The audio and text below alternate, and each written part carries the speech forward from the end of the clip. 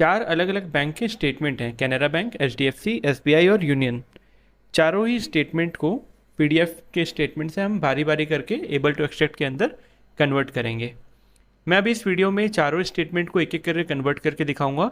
Video थोड़ी सी लंबी हो जाएगी, पर आपको उसमें क्या है समझ में आएगा कि कैसे आपको कन्वर्ट करना होता है, क्योंकि हर स्टेटमेंट के अंदर अलग अलग अलाइनमेंट होता है, अलग अलग उसका डेटा टेबल स्ट्रक्चर होता है, तो आप उस चीज़ को अच्छे से समझ पाएंगे। ठीक है, इस फोल्डर को क्लोज करते हैं। आपके पीसी पे एबल टू एक्सट्रैक्ट का जो सॉफ्टवेयर है, आपको उसको डबल क्लिक के साथ ओपन करना है। सॉफ्टवेयर ओपन होने के बाद पहले हम इसको मैक्सिमाइज कर लेते हैं। आपको पहला स्टेप जो है यहाँ पे ओपन में क्लिक करना होता है। ओपन में क्लिक करने के बाद आपको ब्राउज करना है अपना बैंक स्टेटमेंट। जैसे कि अभी पहले एग्जांपल में मैं एसबीआई के स्टेटमेंट को सिलेक्ट करता हूँ। अभी यहाँ पर एसबीआई के स्टेटमेंट के अंदर आप देखो अलग अलग आपको टेबल नहीं दिख रहा है, मतलब कि लाइंस जो होते हैं ना, हॉरिजॉन्टल लाइंस, वो आपको यहाँ पर डेटा के अंदर नहीं दिख रहा है। अगर मैं एसबीआई वाले स्टेटमेंट को क्लोज करूँ और मैं कैनरा बैंक वाले स्टेटमेंट को एक बार इंपोर्ट करके देखूँ, तो क्या मुझे यहाँ पर दिख रहा है? देखिए हॉरिजॉन्टल लाइंस यहाँ पर अवेलेबल है। तो पहले एग्जाम्पल में मैं आपको ये हॉरिजॉन्टल लाइंस वाले जो स्टेटमेंट है इसको लेके बताता हूँ। ठीक है, तो अभी तक हम क्या किए, सॉफ्टवेयर को ओपन करके या ओपन में गए, ब्राउज किए और अपने स्टेटमेंट को यहाँ पर लेके आए। अब अगला स्टेप है, आपको यहाँ ऑल पे क्लिक करना है ताकि आपका सारा ही डेटा जो है यहाँ पे कवर हो जाए। और फिर आपको क्लिक करना है एक्सेल पे। एक्सेल में क्लिक करने के बाद आपके सामने जो ये पॉपअप आता है, यहाँ एक है ऑटोमेटिक, एक है कस्टम। आपको कस्टम के अंदर डिफाइन वाले ऑप्शन पे क्लिक करना है। जब ये डेटा को पार्स कर रहा होगा, पीडीएफ के टेबल स्ट्रक्चर को रीड कर रहा होगा, तो आपको बीच में कोई भी दूसरे बटन से या कोई भी कीज़ को नहीं प्रेस करना है। आपको इसको एक बार कंप्लीट होने देना है। अब देखो, जब डेटा आपका यहाँ पे टेबल स्ट्रक्चर में कन्वर्ट हो गया है, तो यहाँ पे लेफ्ट साइड में आपको कुछ ग्रीन दिख रहा है, कुछ रेड दिख रहा है। इसका मतलब जो ग्रीन वाला है वो पार्ट सिर्फ कवर हुआ है, रेड वाला पार्ट अभी कवर नहीं किया गया है। ठीक है, यहाँ 1 नंबर पे पेज पे ग्रीन है और लास्ट 18 वाले में ग्रीन है, बीच का जो पार्ट है वो कवर नहीं हुआ है। तो पहले आपको क्या करना है कि आपके पीडीएफ के अंदर जो भी आप सेटिंग करने वाले हो, आपको उसको एक्सटेंड कर देना है सारे पेजेस में। एक्सटेंड करने के लिए आपको राइट साइड में यहाँ पे ऑप्शन दिखता है एक्सटेंड का। अगर आपके यहाँ पे सारे पेजेस ग्रीन होते तो आपको ये एक्सटेंड वाला ऑप्शन एनेबल नहीं मिलता। जैसे अभी एक्सक्लूड वाला डिसेबल है, वैसे एक्सटेंड वाला भी आपको डिसेबल किया हुआ मिलता। अगर वो डिसेबल होता तो आपको कुछ भी नहीं करना होता। अगर वो एक्सटेंड वाला ऑप्शन एनेबल है, मतलब यहाँ पे कोई ना कोई पेज जो है बीच का मिस हो गया है, आपको पहले एक्सटेंड पे क्लिक करना है और फ्रॉम में आपको रखना है पेज नंबर 1 और 2 में रखना है लास्ट वाला पेज। लास्ट पेज क्या है, आपको देखो यहाँ पे नीचे दिखेगा पेज नंबर 18, तो आपको यहाँ पे 18 डाल के इसको ओके करना है। फिर आपको वेट करना है। ये सारे ही सेटिंग्स को देखो यहाँ पे ऑटोमेटिकली एक्सटेंड कर दिया और सारे पेजेस को कवर कर लिया है। अब स्टेटमेंट के अंदर आपका जो डेटा है, ये डेट और चेक नंबर, नरेशन, अमाउंट, ये सब आपका डेटा है। आपको सिर्फ इन्हीं चीज़ों को निकालना है एक्सेल में टैली के अंदर इंपोर्ट करने के लिए। इसके अलावा बाकी के जो भी टेबल्स हैं, जैसे ये पेज नंबर आ जाता है कि अलग से ये एक स्ट्रक्चर बन गया है, ये बाकी के स्ट्रक्चर हमारे कोई काम के नहीं है। तो हमारे टेबल स्ट्रक्चर को छोड़ के बाकी के जो हमारे काम के नहीं है उसको हमको क्या करना है, पहले डिलीट करना है। जैसे कि यहाँ पर देखो, ये एक टेबल है, ये एक टेबल है, ये वाला है, फिर यहाँ पे एक टेबल बना हुआ है, तो ऐसे अलग अलग स्ट्रक्चर बने हुए हैं। तो जो अनवांटेड स्ट्रक्चर है उसको डिलीट करने के लिए आपको यहाँ डिलीट पे क्लिक करना है। आप देखो ये ब्लू कलर का हो गया है, मतलब सिलेक्ट हो गया है। अब आपको क्या करना है, जो चीज़ दरकार नहीं है उस पर एक एक बार क्लिक करते जाना है। देखो वो डिलीट हो गया, यहाँ पे क्लिक किए ये भी डिलीट हो गया, यहाँ पे क्लिक किए ये भी डिलीट हो गया। आपको ध्यान रखना है, जब आप ये डिलीट वाले ऑप्शन पे क्लिक किए हैं तो आपका डेटा जिस टेबल के अंदर है उसमें आपको क्लिक नहीं करना है, अदरवाइज़ वो भी डिलीट हो जाएगा। अब देखो पेज नंबर 2 से वो बाकी के अनवांटेड स्ट्रक्चर हट गए हैं। अब जब ये पहला, और आपको क्या करना है, ये जो डिलीट वाला काम है ना सिर्फ पेज नंबर 1 में करना है। मैं सेकंड नंबर पेज पे इसलिए किया कि मैं आपको कंफर्म करवा रहा था, लेकिन आपको ये डिलीट सिर्फ पेज नंबर 1 के अंदर के ही कंटेंट को करना है। और फिर वापस से डिलीट बटन पे एक बार क्लिक कर दो ताकि ये अनचेक हो जाए। अब आप कहीं भी क्लिक करोगे तो कोई फ़र्क नहीं पड़ेगा। अब पेज नंबर 1 में आपका जो डेटा है वो देखो ये ग्रीन वाले स्ट्रक्चर के अंदर आ रहा है कि नहीं। यहाँ पे थोड़ा सा कट रहा है तो अपने इसको पकड़ के एक्सटेंड कर देते हैं। अब सेकंड नंबर पेज में जाएंगे। सेकंड नंबर पेज में देखो पूरा डेटा मेरा कवर नहीं हो रहा है, तो सेकंड पेज में आपको क्या करना है, इस टेबल को उठा के आगे एक्सटेंड कर लेना है। ये ग्रीन वाले जो पार्ट है ना, इसको लेके एक्सटेंड करना है आपको। डेटा यहाँ तक है, मैं यहाँ तक इसको एक्सटेंड कर लेता हूँ। फिर पेज डाउन करेंगे। यहाँ पे देखो सब कुछ आखिरी तक कवर हो रहा है। पेज नंबर 3 में फिर आपको देखना है। अभी आपके मन में क्वेश्चन आ रहा होगा कि क्या हमको सारे पेज में देखना है? नहीं, आपको मैक्सिमम 3 नंबर पेज तक ही देखना है, उसके आगे क्या है, सब कुछ ऑटोमेटिक कवर हो जाता है। आप एक पेज में जब इसको एक्सटेंड कर रहे हो ना, तो दूसरे पेज में या बाकी सारे पेजेस में ये ऑटोमेटिक एक्सटेंड हो जाएगा। अब देखो 4 नंबर पेज में जाऊँगा तो देखो ऑटोमेटिक सब कुछ यहाँ पर कवर हो गया है आखिरी तक। तो आपको ये मैक्सिमम 3 नंबर पेज तक वेरीफाई करना है। जब आप सेकंड नंबर पेज में अपने टेबल को एक्सटेंड किए हैं तो देखो पेज नंबर 1 में ये ऊपर वाले पार्ट को जहाँ पे एड्रेस वगैरह है इसको भी कवर कर लिया है, तो उससे कोई चिंता वाली बात नहीं है, आपको उस पार्ट को इग्नोर करना है। जब आपका यहाँ पे टेबल स्ट्रक्चर सिलेक्ट हो जाए, आपका जो डेटा उस टेबल स्ट्रक्चर के अंदर कवर हो जाए, उसके बाद का जो स्टेप है वो आपको करना है, यहाँ 100 रोज पे एक बार क्लिक करना है और उसके बाद इस राइट साइड में इसको थोड़ा स्क्रॉल करेंगे और शो प्रीव्यू पे क्लिक करेंगे।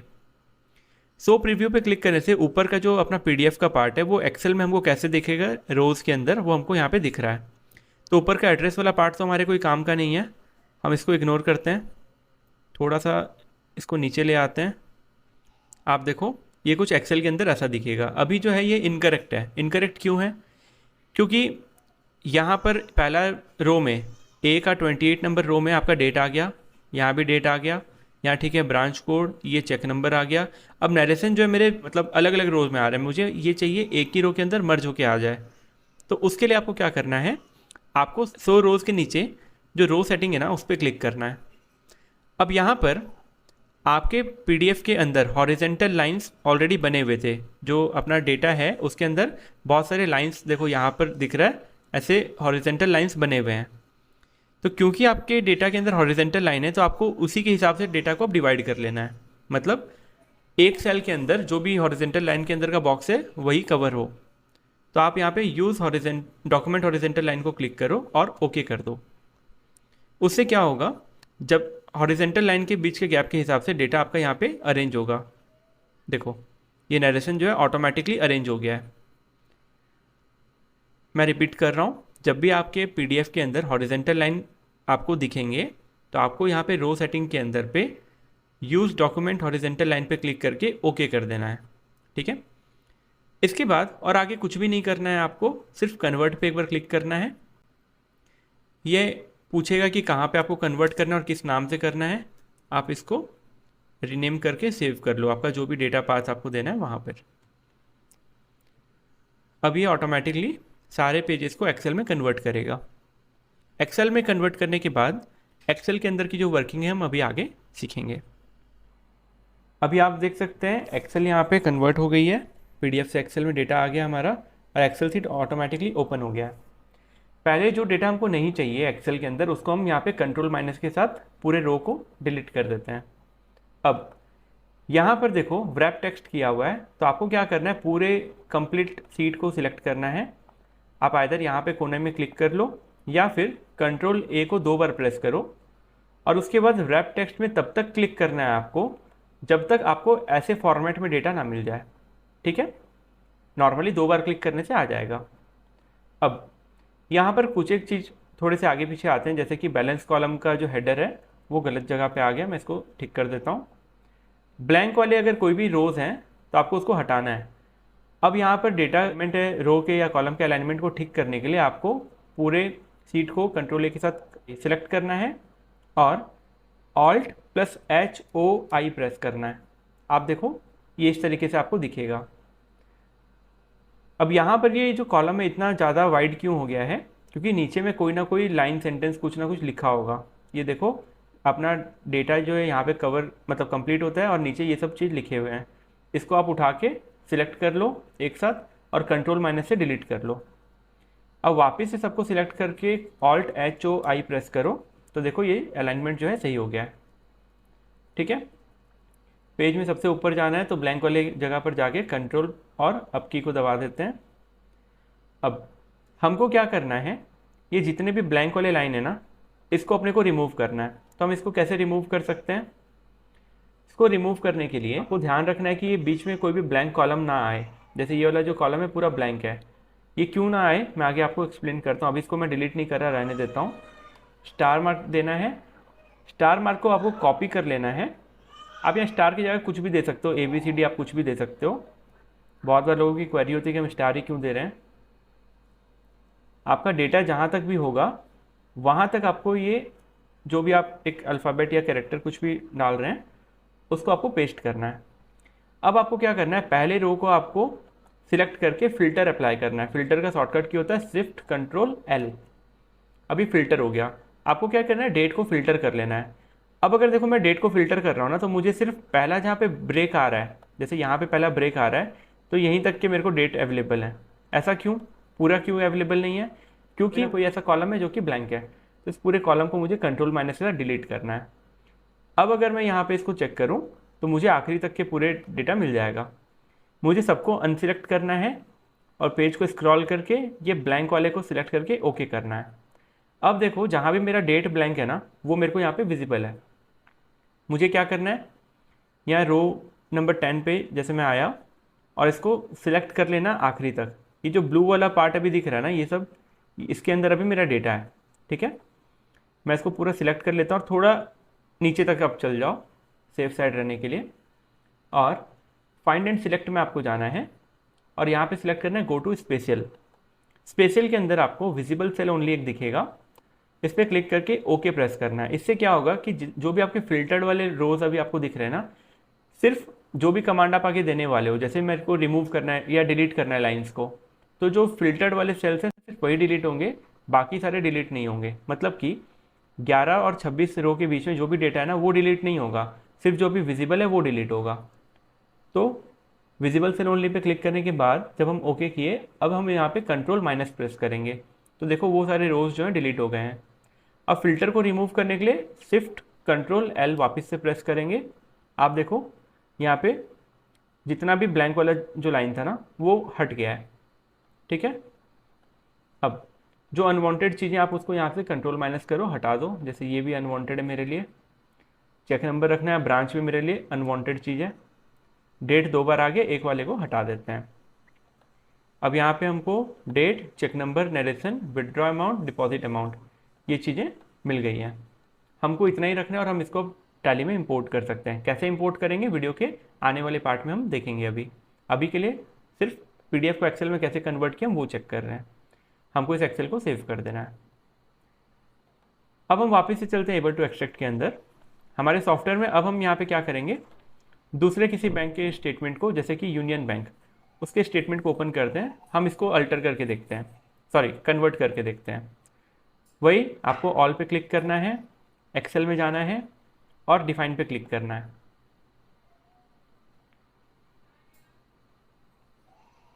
अब यहाँ पर पहले आपको जैसे मैंने बताया था कि एक्सटेंड वाले बटन पे क्लिक करके पूरे सेटिंग्स को आपको एक्सटेंड कर देना आखिरी पेज तक।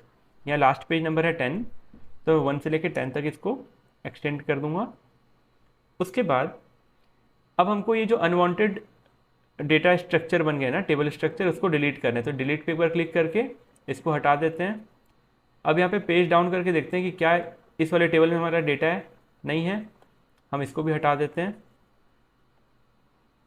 अब डेटा हमारा इस टेबल के अंदर है, उसको नहीं हटाना है, खाली पेज नंबर 1 तक ही रखना था, मैंने आपको बताया।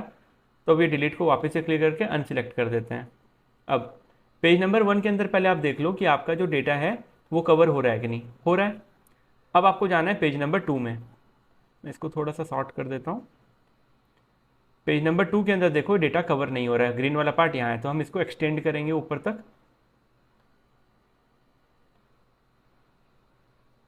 थोड़ा सा एक्स्ट्रा लेके रखते हैं इसको। और मैक्सिमम कहाँ तक आपको देखना है, पेज नंबर 3 तक आपको इस चीज़ को वेरीफाई करना है कि सारा का सारा डेटा जो है आपके इस ग्रीन वाले पार्ट में कवर हो रहा है कि नहीं। 3 नंबर तक अपने देख लिए। अब अगर हम यहाँ पर प्रीव्यू देखें तो प्रीव्यू में आप देखो आपको सही से नहीं मिलेगा।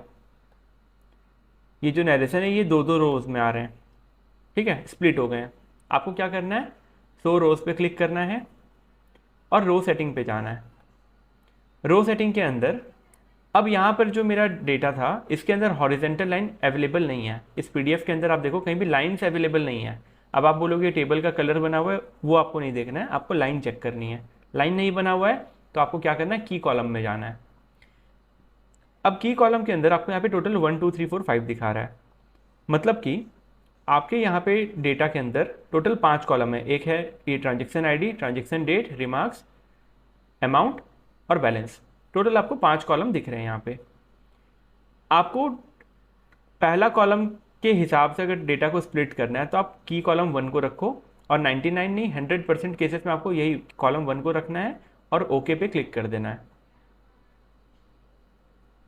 अब यहाँ पर वापस से आप स्क्रॉल करो, आप देखो आपको डेटा जो है एकदम करेक्ट मिलेगा। यहाँ पे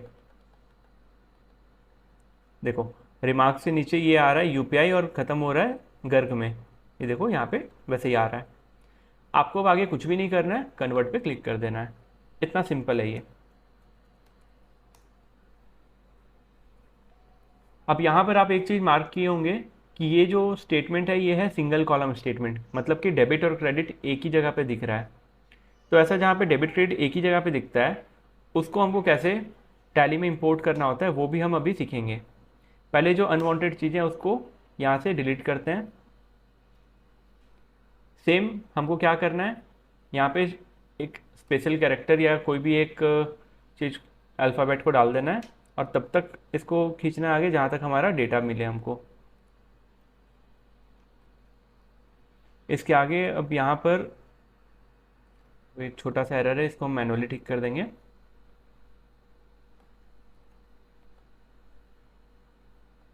पहले सबको उठा के अपने को सिलेक्ट करना है, रैप टेक्स्ट में 2 बार क्लिक कर लेना है। ये अरेंज हो गया डेटा। अब जो चीज़ अनवांटेड है आप उसको कंट्रोल माइनस से हटा दो। आपका स्टार मार्क आखिरी तक आ गया है, आप चेक कंफर्म कर लो। अब अपने को ये पहला वाला लाइन भी नहीं चाहिए, इसको हटाते हैं। अपने को यहाँ पर ये जो हेडर है इसको फिल्टर करना है, तो पूरे रो को सिलेक्ट करके शिफ्ट कंट्रोल एल दबाना है। यहाँ पर बीच में कोई भी ब्लैंक रो नहीं है, तो अब मेरा डेटा यहाँ पे देखो पूरा का पूरा दिख रहा है मेरे को। आखिरी में जाके ब्लैंक वाले को सिलेक्ट करना है। जितने भी ब्लैंक वाले हैं अपने को ब्लू कलर में दिख रहे हैं, 2 4 लाइन एक्स्ट्रा अपने को जाना है सिलेक्ट करके, find and select, go to special, visible cell only, okay. इसको कंट्रोल माइनस से अपने को हटाना है। फिर फिल्टर को रिमूव करना है, कंट्रोल शिफ्ट एल के साथ रिमूव कर देंगे। अब यहाँ पे डेबिट क्रेडिट अलग अलग अपने को करना है। वो कैसे करना है अपने अपकमिंग फेज में देखेंगे। अभी के लिए जो डेटा अपने को नहीं चाहिए अपने उसको रिमूव कर देते हैं, ठीक है। ये आ गया मेरा बैलेंस कॉलम। अब यहाँ से इसको भी हेडर थोड़ा सा गलत आ जाता है तो कोई दिक्कत वाली बात नहीं है, आपको उसको मैनुअली करेक्ट करना है।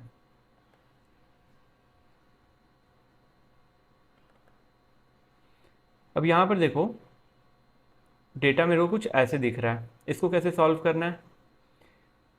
हालांकि इससे कोई प्रॉब्लम नहीं होती है, पर अगर आपको इसको सॉल्व करना है तो आपको सारे ही चीज़ों को कंट्रोल ए के साथ सिलेक्ट करना है और कंट्रोल एच रिप्लेस में जाना है। यहाँ पर आपको प्रेस करना है कंट्रोल जे और उसके बाद आपको करना है रिप्लेस ऑल और ओके। आप देख लो ये लास्ट वाला जो पार्ट है ये ऑटोमेटिकली आपको करेक्ट होके मिलता है यहाँ पे, ठीक है। ये सेकंड लाइन जो मैं कॉपी किया था सेकंड लाइन है बोल के ये नहीं आ रहा है। देखो सारा का सारा डेटा अब यहाँ पे करेक्ट हो गया है। तो कंट्रोल जे को आप यूज़ करके इस टाइप की प्रॉब्लम्स को सॉल्व कर सकते हैं। Alt H O I press कर रहे हैं अलाइनमेंट को सही करने के लिए, ठीक है। मान लो आपको डेबिट और क्रेडिट को अलग अलग करना है, तो पहले आपको क्या करना होगा, आपको यहाँ पे 2 3 ब्लैंक रो ले आने हैं, ठीक है। यहाँ पे आप लिख लो डेबिट, यहाँ पे आप लिख लो क्रेडिट। एक ब्लैंक वाला स्पेस और ले आता हूँ मैं। पहले मैं अमाउंट में से ये डेबिट क्रेडिट जो लिखा है ना इसको अलग करता हूँ।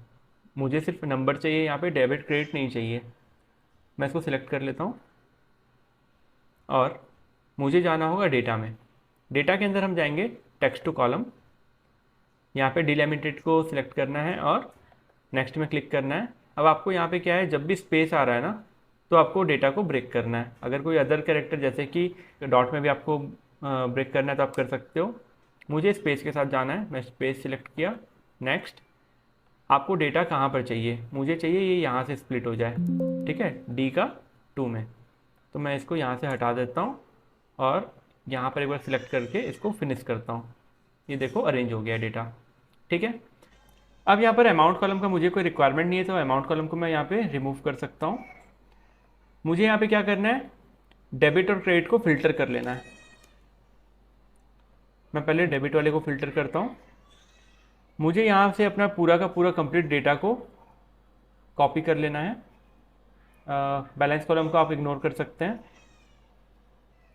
ठीक है। इतने डेटा को आपको कॉपी करना है और आपको ध्यान रखना है जो सेल विजिबल है सिर्फ वही कॉपी हो। जैसे 81 नंबर हो गया, 82 यहाँ पे मिसिंग है, तो वो कॉपी ना हो जाए। तो आपको पहले क्या करना है, फाइंड एंड सिलेक्ट में जाके गो टू स्पेस सेल और visible cell only pay click करके इसको ओके कर देना है। अब अगर आप कंट्रोल सी प्रेस करेंगे तो देखो ये ब्रेक आ रहा है, जहाँ कहीं भी रोज चेंज हो रहे होंगे ये ब्रेक आ जाएगा। आपको दूसरे सीट पे जाना है और यहाँ पर आपको उसको पेस्ट कर देना है, ठीक है। ये आपका डेबिट वाला आ गया। वापस से पहले सीट पे जाते हैं, फिल्टर को अपने चेंज कर लेते हैं, क्रेडिट वाले को लगा लेते हैं। सेम वही ट्रांजेक्शन और अमाउंट, इतना को अपने को कॉपी करना है। ऑलरेडी विजिबल सेल ओनली को सिलेक्ट किया हुआ था तो दोबारा नहीं करना पड़ा। यहाँ एकदम लास्ट में जाके हम इसको एक लाइन गैप देके एक बार पहले पेस्ट करेंगे ताकि हमको समझ में आ जाए कि क्रेडिट वाला अमाउंट कहाँ से चालू हो रहा है। फिर कंट्रोल शिफ्ट और डाउन को प्रेस करते हुए मैं इसको सिलेक्ट किया और डी नंबर कॉलम में पेस्ट कर दिया ताकि मुझे पता चल जाए कि डेबिट कॉलम अलग है, क्रेडिट कॉलम अलग है। अब ब्लैंक वाले स्पेस को मैं यहाँ से हटा देता हूँ। अब यहाँ पर हम हेडर दे देंगे, एक क्रेडिट अमाउंट का हो गया, यहाँ पर हो गया नरेशन और ये हो गया डेट, ठीक है। डेट आ गया, नरेशन आ गया, डेबिट अमाउंट, क्रेडिट अमाउंट, सब कुछ आ गया यहाँ पे। अब आप इस फॉर्मेट में टैली के अंदर डेटा को इंपोर्ट कर सकते हैं। ये डेटा जो है टैली के अंदर इंपोर्ट होने के लिए एकदम रेडी है। आपको सीट नंबर 1 को जो है डिलीट कर देना है और एक्सेल को आपको सेव करके बंद कर देना है। आपके मन में अगर क्वेश्चन आ रहा है कि यहाँ पे बैलेंस कॉलम क्यों नहीं है और क्या ये डेबिट क्रेडिट अलग है तो उससे कोई फ़र्क पड़ेगा, कोई फ़र्क नहीं पड़ेगा। बैलेंस कॉलम टैली नहीं उठाता है, सिर्फ डेबिट क्रेडिट के हिसाब से करता है और वो ऑटोमेटिकली बैलेंस को मैच करवा लेता है, ठीक है। कैलकुलेशन टैली में ऑटोमेटिक होते हैं। और अगर आपको लग रहा है डेबिट वाले एक साथ आ गए, क्रेडिट वाले एक साथ आ गए, तो कोई दिक्कत नहीं, डेट वाइज आपका डेटा इंपोर्ट हो रहा है, जो भी कैलकुलेशन है वो परफेक्ट होंगे। तो इस तरीके से आपको अपने डेटा को पीडीएफ से एक्सेल में कन्वर्ट करना है, ठीक है। तो यहाँ पर हम सीखे कि डेटा को पीडीएफ से कैसे हम एक्सेल में कन्वर्ट कर सकते हैं।